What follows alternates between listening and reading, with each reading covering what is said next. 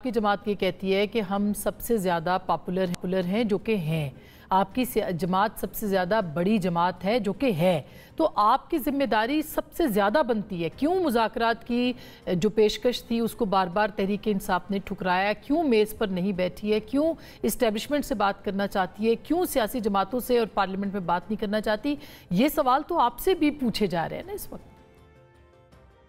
देखिए, आइडियल तो ये है कि एस्टैब्लिशमेंट से मुज़ाकरात नहीं होते। एस्टैब्लिशमेंट से आपकी एक एंगेजमेंट हो सकती है कोई कंफ्यूजन दूर करने के लिए। मुज़ाकरात हमेशा सियासी जमातों के बीच होते हैं, पार्लियामेंट में या आईन के जो 4 कॉर्नर्स हैं उसके अंदर।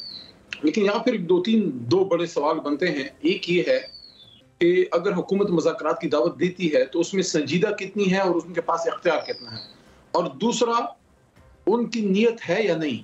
ये आप देखिए कि कोई 2 हफ्ते पहले कौमी असम्बली में जब मैंने स्पीच की और मैंने ये बात की कि मसाइल के हल के लिए आपको खान साहब से बात करनी पड़ेगी, अडयाला के कैदी नंबर 804 से बात करनी पड़ेगी, तो उस पर शहबाज शरीफ साहब खड़े हुए और उन्होंने कहा कि हम मुज़ाकरात की दावत देते हैं या मुज़ाकरात करना चाहे, इस तरह की कोई बात उन्होंने की। लेकिन उसके बाद के जो एक्शंस हुए हैं, जिस तरीके से हमारे लोगों को उठाया गया है, जो हाई हैंडेडनेस हुई है हमारे साथ, आप मुझे बताइए कि एक तरफ हमारे लोगों को आप उठा लें, उन पे गलत पर्चे काटें, उनके घरों के ऊपर आप छापे मारें और घर वालों को हरासा और परेशान करें, फिर आप कहते हैं मुज़ाकरात होने चाहिए, लेकिन उसके लिए एनेबलिंग एनवायरनमेंट जो हुकूमत बनाएगी, क्या वो हुकूमत बना रही है? वो तो खान साहब ने 3 मुतालबे रखे हैं ना। उन्होंने कहा है कि मुझे रिहा किया जाए, लोगों को रिहा किया जाए, मैंडेट वापस किया जाए, ये 3 मुतालबे।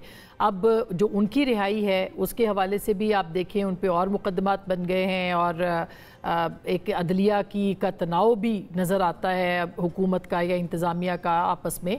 तो फिर आपको क्या तीनों मुतालबात जो ये NRO नहीं है, इसको नहीं कहेंगे कि वो NRO चाहते हैं? देखिए, अगर जायज़ केसेस हैं तो आप चलाइए, लेकिन जायज़ तो नहीं है। पाकिस्तान की तारीख में इद्दत जैसा फजूल केस किसी ने देखा? फिर साइफर का केस हम पे बनाया गया।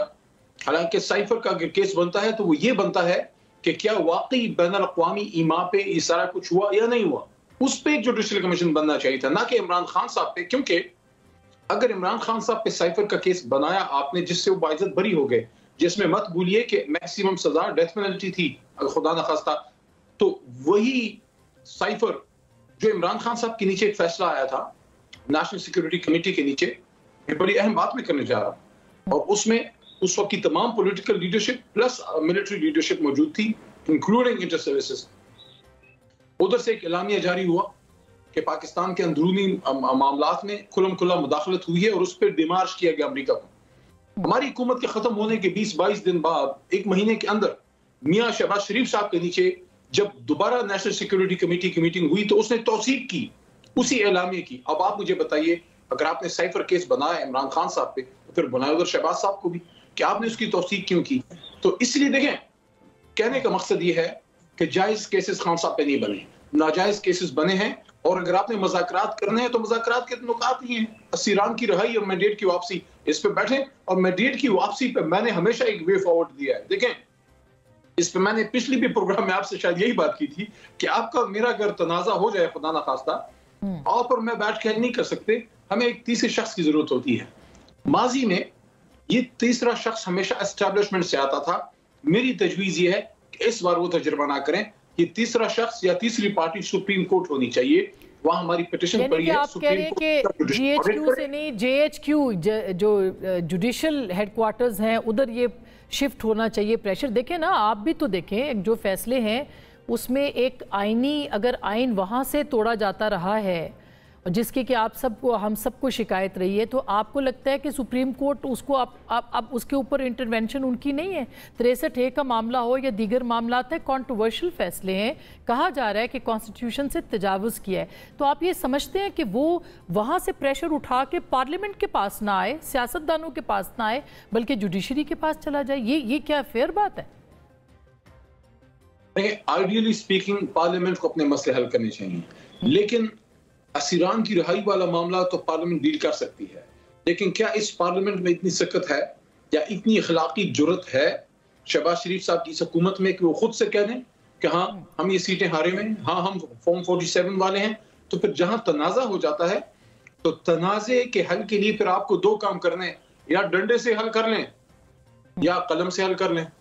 मैं तो कलम का आदमी हूँ, डंडा तो मुल्क दुश्मनों के खिलाफ इस्तेमाल होना चाहिए।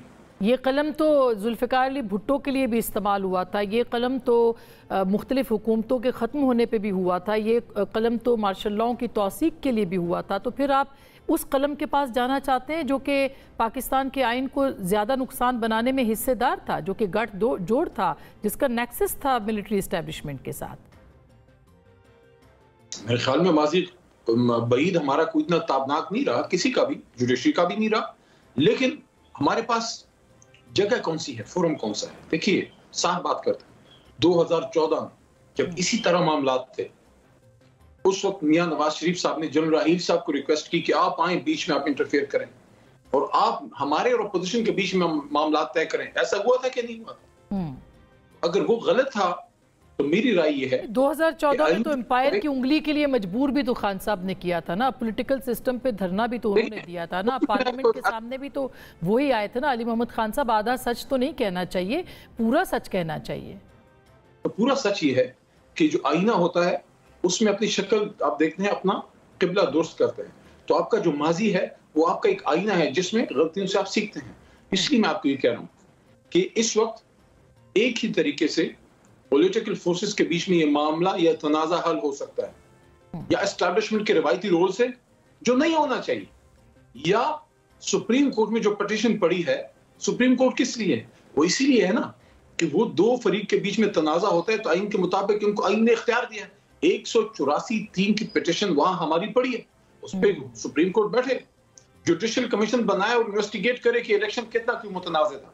ये एक आपके पास तो एक ही रास्ता है आगे जाने का। ठीक, इस बात का इम्कान मौजूद है कि अक्टूबर में, अभी कायद साहब ने भी कहा कि सुनने में आ रहा है कि ये पिटीशन लग सकती है, हुकूमत को घर भेजा जा सकता है, इलेक्शन को नल एंड वॉइड करार दिया जा सकता है। तो आपको लगता है कि इस बात के कवी इम्कानात हैं? और अगर हैं तो सारा सिस्टम तो फिर तहरीक इंसाफ के लिए चल रहा है, उसकी वजह उसको फैसिलिटेट कर रहा है। इसके ऊपर ये इल्ज़ाम भी फिर तहरीक इंसाफ पे आ रहा है कि कोई सिस्टम है, कोई तो है जो ये सब चला रहा है। हाँ, ऊपर बैठा है, अल्लाह चला रहा है।